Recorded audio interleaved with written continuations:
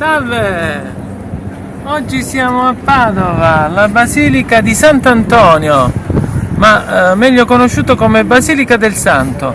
Vi voglio parlare di una leggenda legata a questo edificio sacro. È lo zoccolo del diavolo. Venite con me! Venite!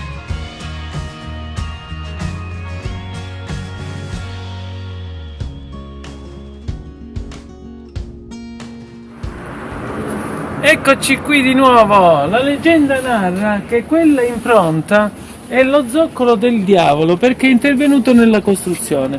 Ah, ecco, ma guardiamolo bene, non è uno zoccolo, è una ciabatta. Il diavolo non andava con le ciabatte.